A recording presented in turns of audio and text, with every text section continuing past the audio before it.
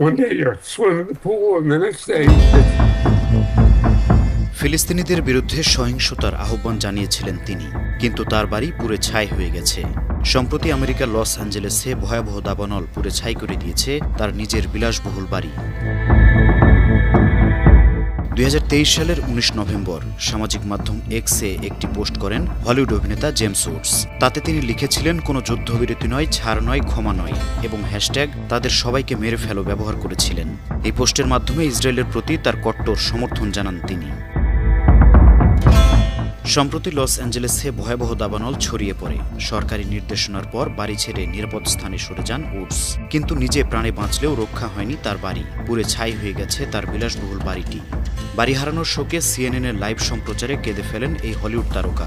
তিনি বলছিলেন, আগের দিন তিনি সুইমিং পুলে সাঁতার কাটছিলেন, আর পরের দিন দেখলেন সব শেষ।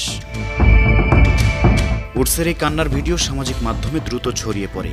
ফিলিস্তিনের সমর্থকরা সে ভিডিও শেয়ার করে মন্তব্য করেন, অন্যের ক্ষতি চাইতে গিয়ে উডস নিজেই নিঃস্ব হয়ে গেলেন। ফিলিস্তিনের প্রখ্যাত কবি মুসাব আবু তোহার সামাজিক মাধ্যমে উডসকে ইঙ্গিত করে লিখেছেন, তোমার কত বড় সাহস, এখন টিভিতে গিয়ে কান্নাকাটি করছো। 2023 সালের 28 অক্টোবর যখন আমার বাড়িতে বোমাবর্ষণ করা হয়, তখন আমার কোনো ঘর বা নিরাপদ আশ্রয় ছিল না। আমি এখনও বাড়ির ধ্বংসাবশেষে ফিরতে পারিনি, কারণ আমার শহর এখন দখলদারদের হাতে। বিনোদন ডেস্ক, বর্ণ টিভি।